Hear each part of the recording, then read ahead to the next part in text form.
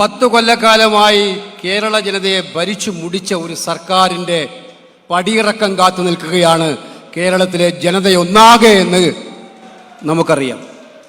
അതിൻ്റെ പ്രതികരണങ്ങളാണ് കാസർഗോഡ് നിന്നും ശ്രീ സതീശിൻ്റെ നേതൃത്വത്തിൽ UDF-ൻ്റെ എല്ലാ നേതാക്കന്മാരും അണിനിരന്ന് നടത്തിയ ജാഥയിലുടനീളം നമുക്ക് കാണാൻ കഴിഞ്ഞത്. അതുതന്നെയാണ് ഇന്ന് കേരള സംസ്ഥാനത്തൊട്ടാകെ നമുക്ക് എല്ലായിടത്തും കാണാൻ കഴിയുന്നു. ഇന്ന് സുപ്രീം കോടതി ഒരു നിർണായകമായ ചോദ്യം ചോദിച്ചു കേരള സർക്കാരിനോട്. ശബരിമലയിൽ ഇനി ബാക്കി വല്ലതും വെച്ചിട്ടുണ്ടോ എന്നുള്ള ചോദ്യം. അതിനപ്പുറം ഇന്ത്യയുടെ പരമോന്നത നീതിന്യായ കോടതിക്ക് വേറൊരു ചോദ്യം ചോദിക്കാനുണ്ടോ? ഈ ചോദ്യം സുപ്രീം കോടതി ചോദിക്കുമ്പോൾ ഇതേ ചോദ്യം കേരളത്തിൻ്റെ വിവിധ തലങ്ങളിലുള്ള ജനങ്ങളിൽ നിന്ന് ഉയരുന്നുണ്ട്. ധൂർത്തും കെടുകാര്യസ്ഥതയും അഴിമതിയും കൊണ്ട്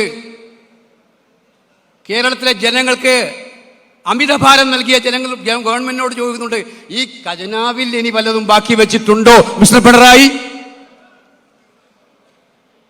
പിൻവാതിൽ നിയമനത്തിലൂടെ കേരളത്തിലെ തങ്ങളുടെ ബന്ധുക്കളെയും തങ്ങളുടെ പാർട്ടി സഹപ്രവർത്തകരെയും നിയമിച്ചതിൻ്റെ ഭാഗമായിട്ട് PSC റാങ്ക് ലിസ്റ്റിൽ പോലും 1-ാം റാങ്കിൽ പോലും കിടക്കുന്നവർ ചോദിക്കുന്നുണ്ട്, ഞങ്ങൾക്ക് ജോലി തരാൻ ഇനി വല്ലതും ബാക്കി വെച്ചിട്ടുണ്ടോ?